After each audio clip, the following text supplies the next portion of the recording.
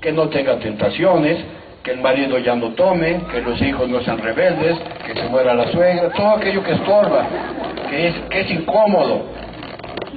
Y a lo que queremos que Dios se encargue de resolver ese problema, para que entonces ya podamos caminar hacia la santidad. Señor, hagamos 3 tiendas, nos quedamos aquí. ¿Para qué bajamos otra vez allá? Sobre todo, como dice San Marcos, esto lo decía porque estaban asustados.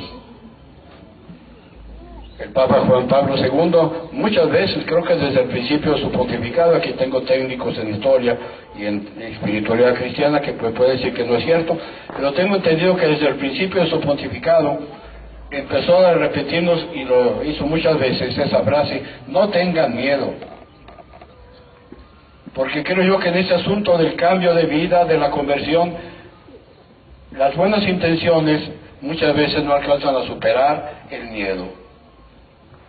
Nos da miedo de dejar nuestra comodidad, las costumbres que ya tenemos, la molestia que nos causa una persona, el tener que renunciar a algo que sabemos que Dios nos está pidiendo que renunciemos.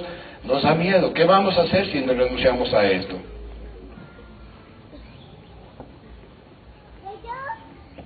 Y sin embargo, San Pablo nos recuerda que todo es posible porque Dios está con nosotros. Él nos ha llamado, Jesús se ha entregado sin miedo, pero no porque no tuviera ese sentimiento humano. La noche del Jueves Santo en el huerto decía: estoy que me muero de angustia, pero sigue adelante, que no se haga mi voluntad sino la tuya.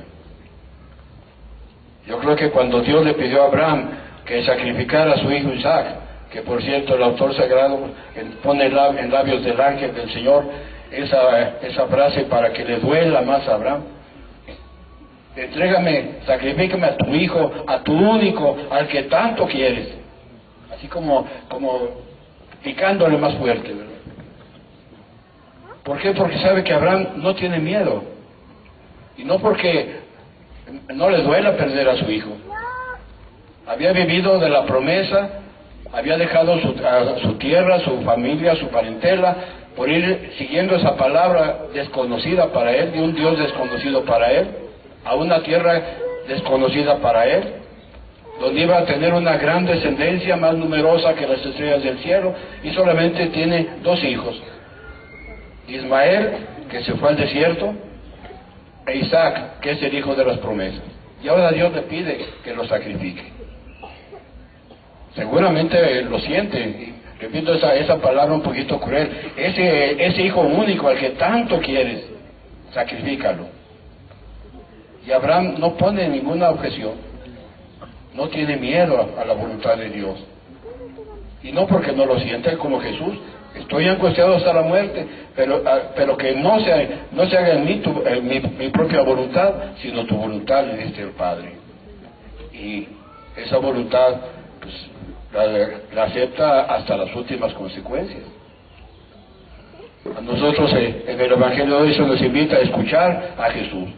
Este es mi Hijo en quien me complazco, el Hijo al que, según dice San Pablo, envió para que diera la vida por nosotros, pero que va a obedecer sin sustos, con todo su sentimiento humano, pero sin sustos.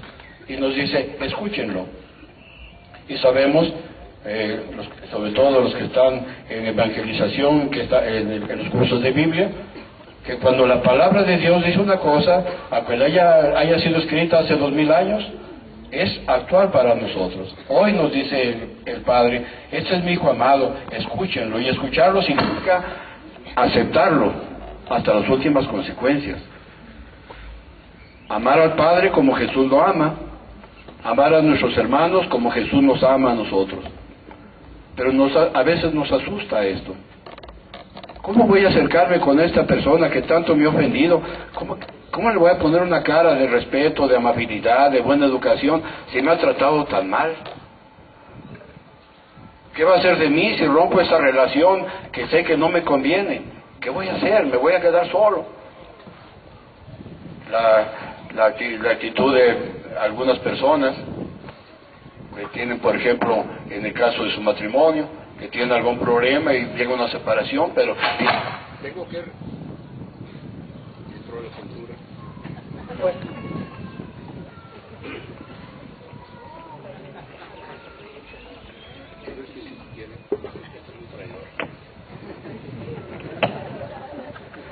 Apenas iba a hablar de una cosa picosa y mejor se apagó el micrófono. Se me dice que mejor entonces no la digo. No, lo tomo simplemente como un ejemplo así amplio, sin, por favor, querer hacer ningún juicio. Simplemente es una cosa que se repite continuamente.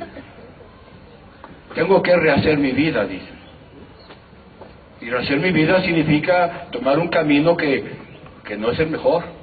Pero, ¿cómo voy a quedarme solo?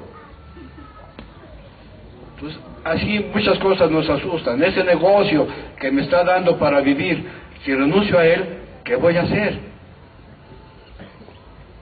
Esa costumbre que tengo, ese automóvil, ese aparato, ese celular, ¿qué voy a hacer sin celular? Hay muchas cosas que de tal manera nos llenan que nos asusta si alguna vez tuviéramos que dejarlo. Pero Jesús nos dice que si nos sentimos agobiados por la carga, nos acerquemos a Él. Él nos va a aliviar si somos mansos y humildes de corazón.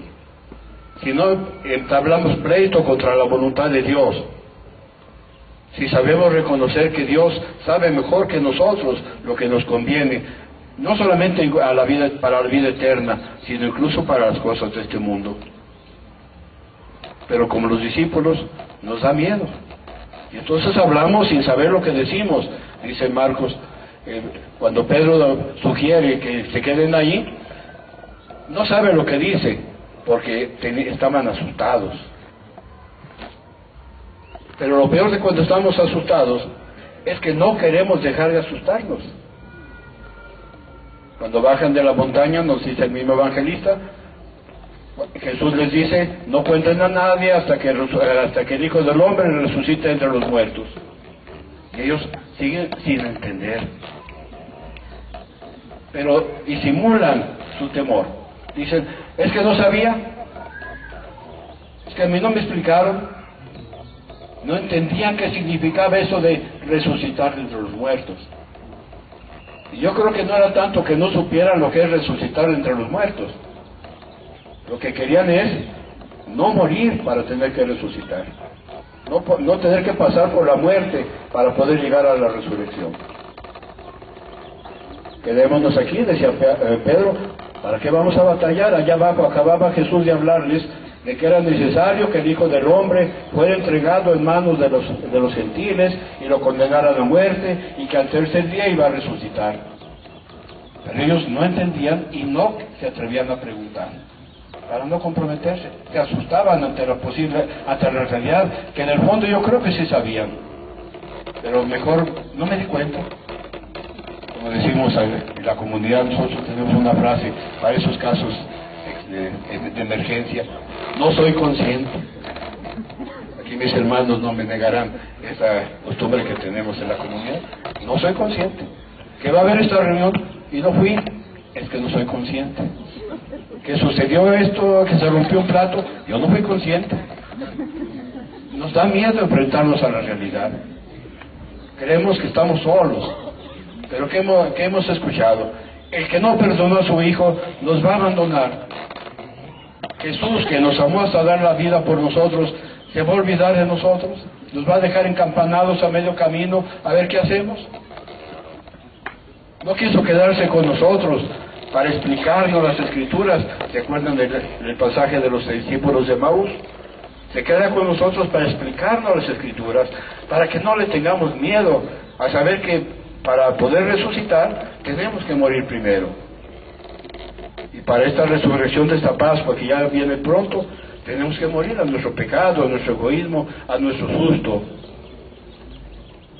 Aparte de tomar cada noche un té de tila con leche caliente para bajar los nervios, pues también es reflexionar sobre el ejemplo de Abraham, que le dolió, pero no tuvo miedo. O de Jesús, que se moría de angustia, pero no tuvo miedo.